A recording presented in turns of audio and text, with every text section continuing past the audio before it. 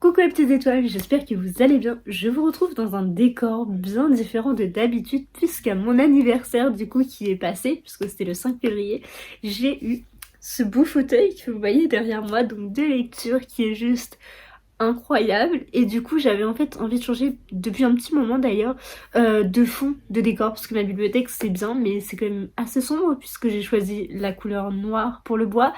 Et du coup c'est vrai que j'avais envie de mettre un petit peu de je sais pas comment dire, de clarté dans mon décor. Et du coup, je me suis dit que là, c'est un petit peu l'endroit. En plus, il y a des livres derrière, bon, c'est que mes livres de cours. Ça penche un petit peu, certes, mais ça c'est sympa avec la petite plante et tout. Donc n'hésitez pas à me dire si vous aimez ce décor. Sinon, bah, auquel cas, je rechangerai, il n'y a pas de souci. Je pense que j'alternerai un petit peu en fonction de mes envies.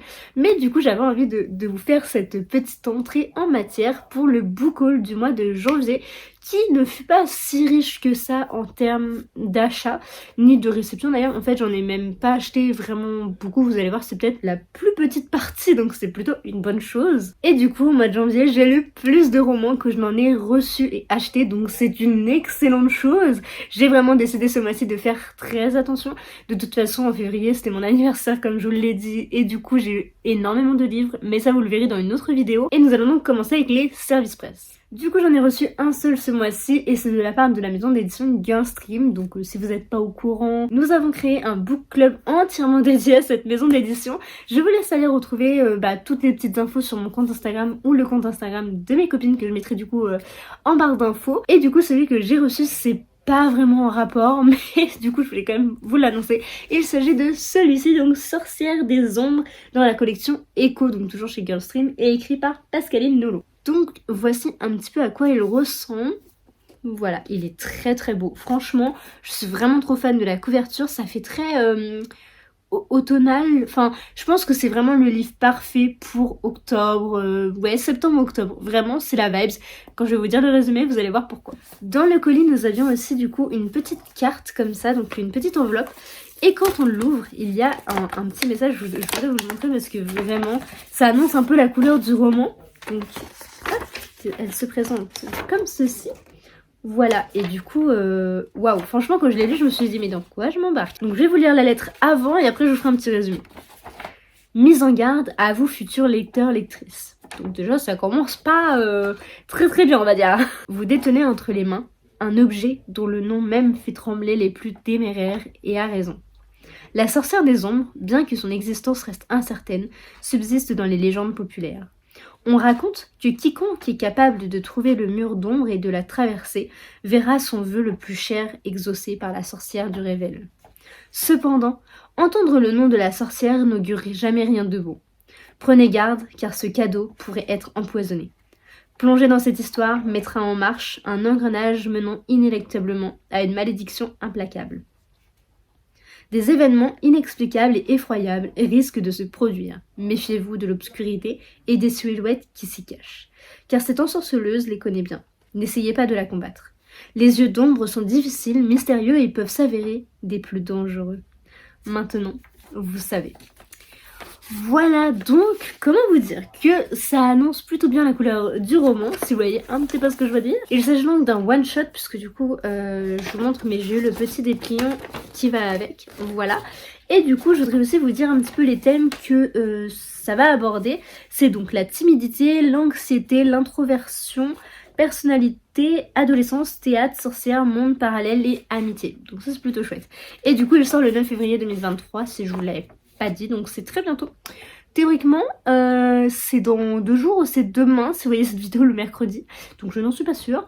Mais du coup, il sort vraiment très bientôt, ou il sera déjà sorti quand vous verrez cette vidéo. Et du coup, c'est un thriller fantastique. Voilà. Donc je vous donne un petit peu les codes, les clés pour savoir dans quoi vous vous lancez. Et du coup, dans cette histoire, on va suivre une jeune fille que je ne sais plus le nom. Cassiopée, voilà. Donc ça montre que je ne l'ai pas encore lu. Je suis vraiment désolée. Je suis vraiment une influenceuse en carton. Voilà, mais du coup on va suivre Cassiopée qui s'est fait offrir par ses parents, c'est un peu le cadeau empoisonné pour elle puisqu'elle est extrêmement timide et en gros il lui offre un espèce de stage de théâtre et du coup le nom du théâtre c'est Théâtre du Serpent Vert.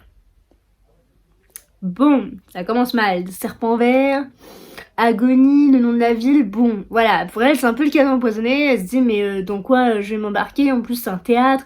J'ai pas envie, j'aime pas ça, etc.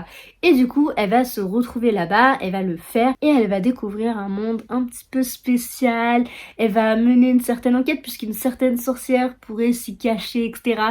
Mais du coup, parfois réveiller un petit peu les choses obscures, c'est pas forcément très bien. Et c'est ce qui va se passer dans ce roman, donc ça donne vraiment très envie. Pour pas vous le cacher, j'ai extrêmement hâte de m'y plonger. En plus, j'aime beaucoup la pagination de chez Girlstream. Donc voilà, c'est souvent très... c'est assez épuré quand même, il y a de la bordure. Je me plains souvent qu'il y ait des bordures comme ça, par exemple dans l'Or Olympus, c'est un des critères que j'ai pas trop apprécié, c'est la bordure, mais alors là je suis très contente qu'il y en ait. Voilà, mais du coup j'ai vraiment très très hâte de pouvoir m'y plonger, et je remercie énormément la maison d'édition, donc Girlstream, pour cet envoi. Je suis désolée de pas encore l'avoir lu, c'est prévu au programme, mais il se passe beaucoup de choses dans ma vie, du coup là c'était un peu compliqué pour me lancer dedans. Beaucoup d'autres lectures me faisaient envie, notamment Inheritance Games tome 2, mais voilà, je n'en dis pas plus. Et du coup, c'est pour ça que je me suis pas encore lancée dedans, mais promis, je le fais bientôt. Ensuite, avec les filles du Bookstar Rouennais, nous nous étions organisé un Secret Santa. Et du coup, c'est ma copine Alissa, donc du Bookstar Rouennais, qui est tombée sur moi et elle m'a fait un très très beau cadeau, parce qu'il n'y a pas un livre, il n'y en a pas deux, il y en a 3 carrément. Donc je vais vous montrer tout ça, mais vraiment un énorme merci à toi si tu vois cette vidéo, parce que vraiment je suis trop contente. C'était, on s'était fait une petite palle de wishlist si on veut, mais du coup j'étais trop contente que ce soit ceux-là. Et du coup je vous montre maintenant ces 3 là. Voilà, donc vraiment elle m'a beaucoup trop gâtée. Je vais donc commencer par celui-ci que de base je devais lui acheter, mais au final elle m'a dit non mais c'est bon, c'est dans le cadeau du Secret Santa, c'est bon, il n'y a pas besoin. Et du coup c'est The Leaves of Sense de Leigh Bardugo. C'était chez Milan, c'est bien ça. Et du coup je ne sais pas exactement le résumé, puisqu'en fait c'est l'histoire, c'est des portraits de personnages, donc voilà, de l'univers du Grishaverse, donc c'est Grisha, Six of Crows et tout.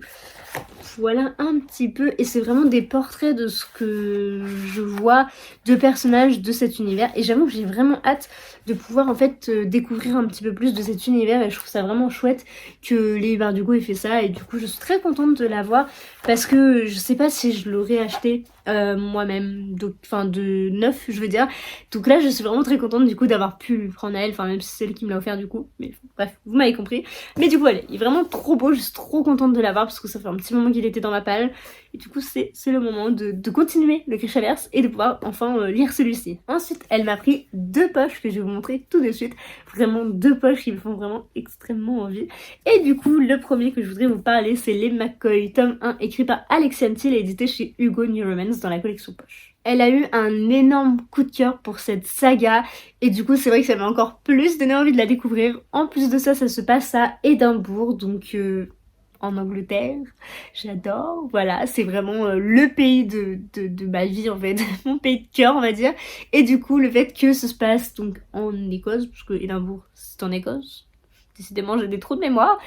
Et le fait qu'il y ait aussi des espèces de garde-clans entre des personnages, etc. Et ça a l'air vraiment trop chouette. Et du coup, c'est une jeune fille qui va arriver là-bas et qui va découvrir qu'il y a justement des clans... je sais pas comment on peut appeler ça. Je sais pas comment ils le mettent. Ouais, des clans d'Écosse. Donc ça n'a pas trop de sens, mais bon bref. Donc du coup je pense que les McCoy sont vraiment un clan, et que du coup il y a plusieurs familles de clans finalement. Et du coup je crois que la protagoniste, donc Phèdre, va avoir une petite amourette avec un certain Caleb. Donc je ne sais pas vraiment le résumer pour pas vous le cacher, mais il est pas très grand non plus, et j'en ai entendu beaucoup de bien.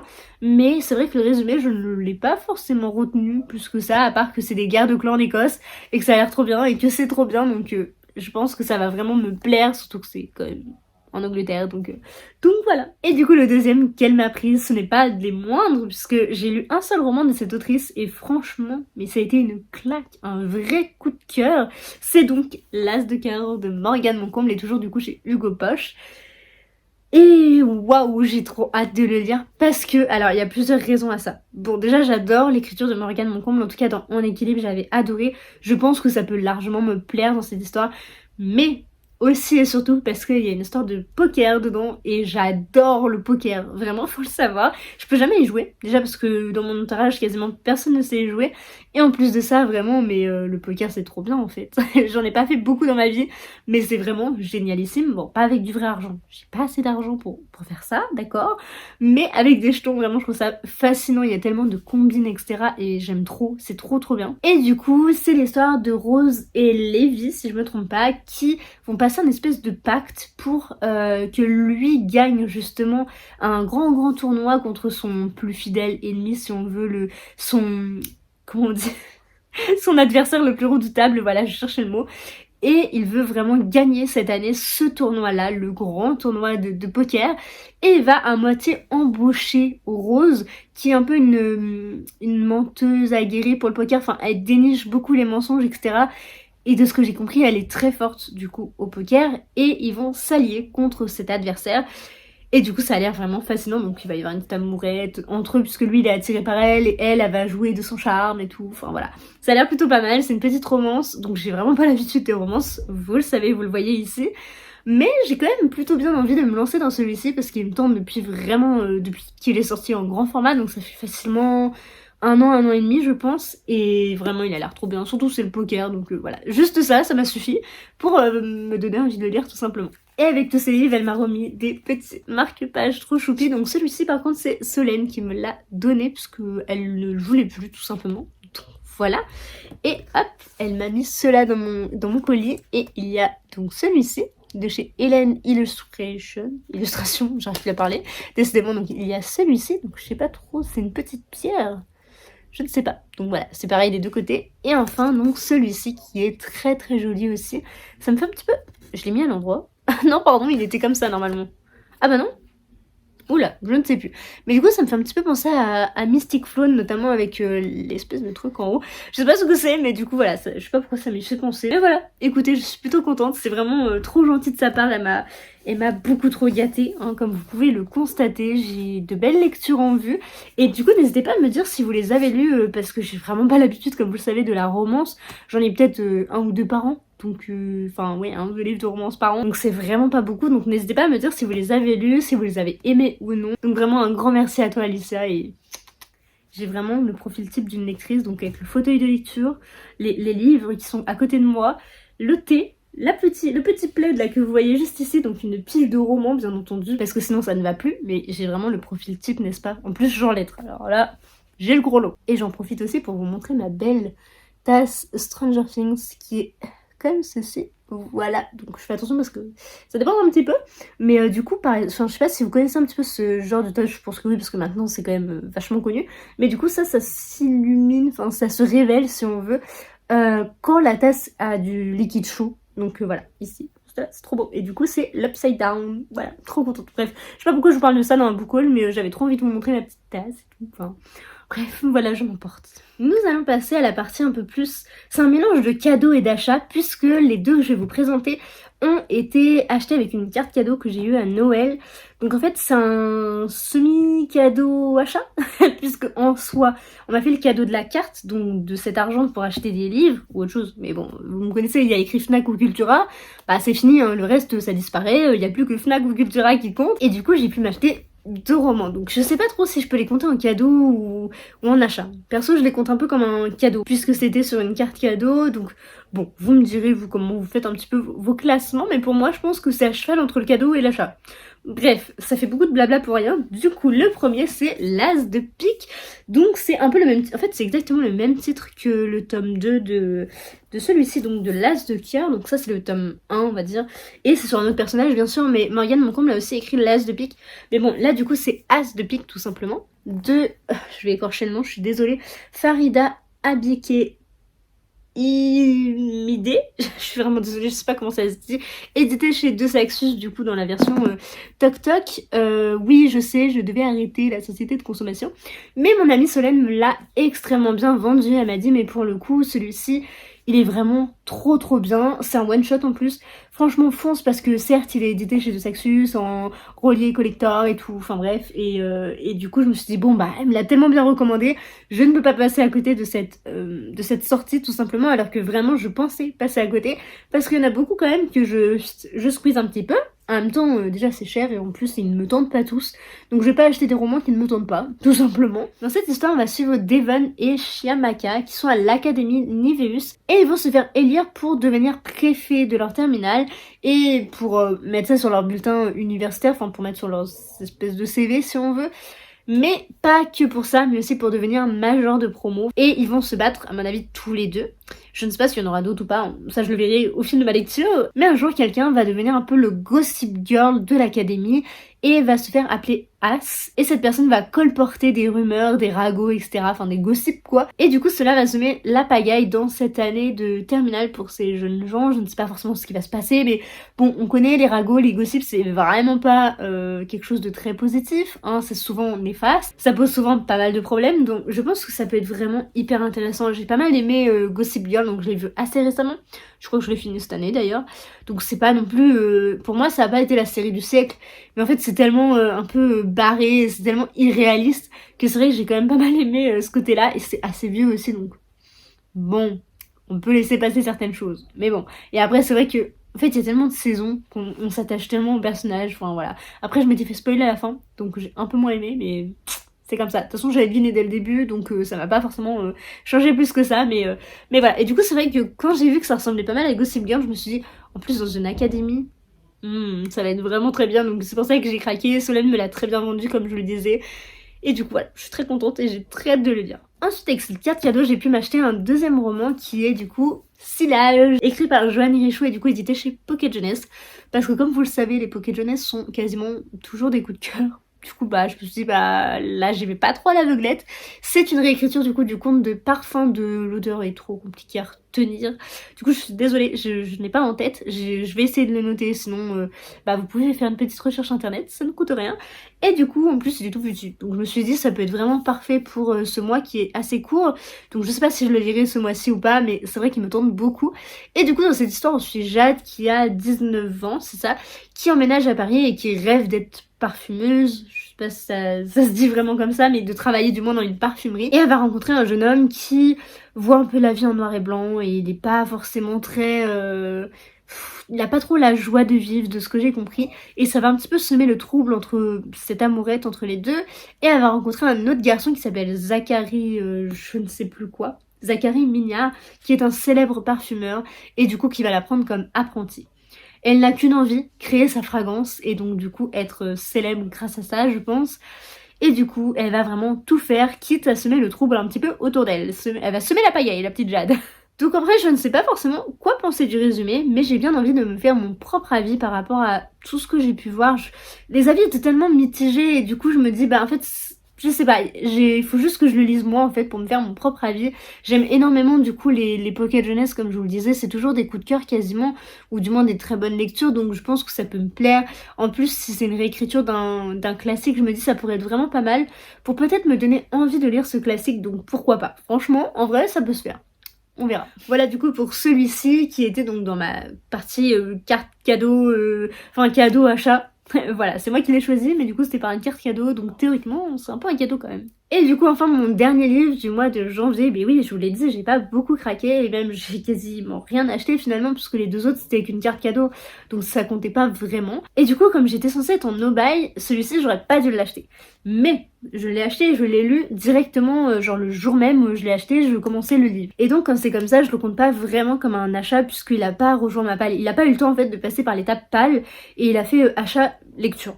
Et à la fin, livre lu quoi. Donc c'est pour ça que je le compte pas vraiment dans cette catégorie, et je pense que en soi, pour moi, j'ai respecté mon no-buy et je l'ai toujours respecté pour le moment, puisque, enfin pareil, février, je l'ai commencé avec 2 achats, mais c'était aussi avec une carte cadeau.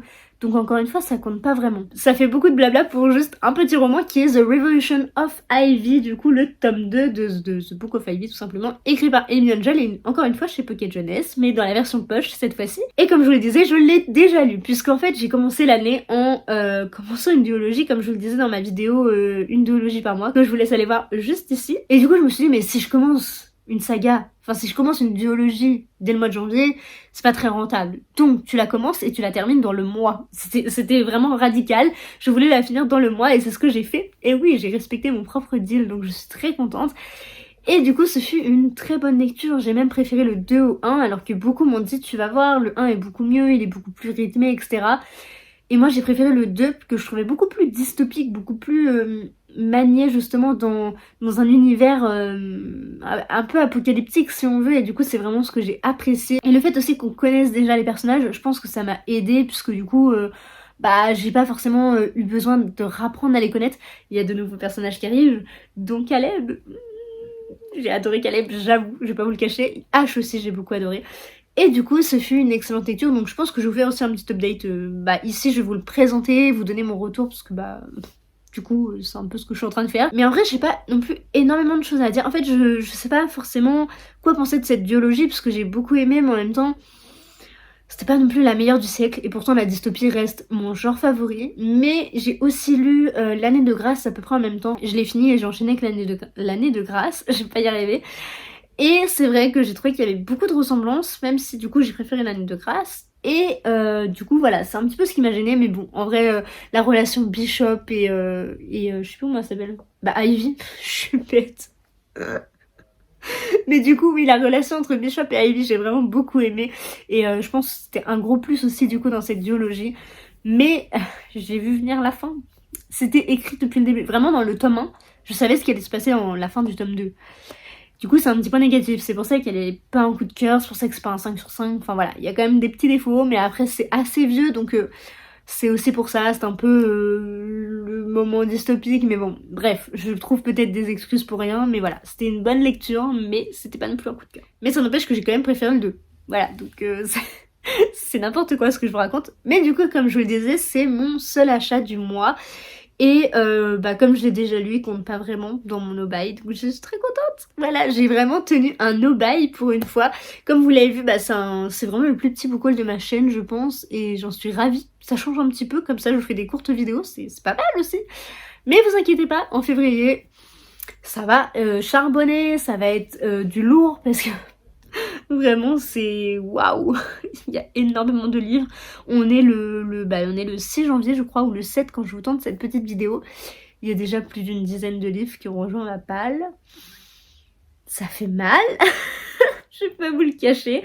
Donc autant j'ai beaucoup lu au mois de janvier, bah autant là faut que je recommence au mois de février parce que ma palle en prend un coup. Anyway, ce n'est pas du tout l'objet de cette vidéo, j'espère que ça vous aura plu, que vous aurez passé un bon petit moment avec moi. N'hésitez pas à me dire du coup combien de livres vous avez lus, achetés, etc.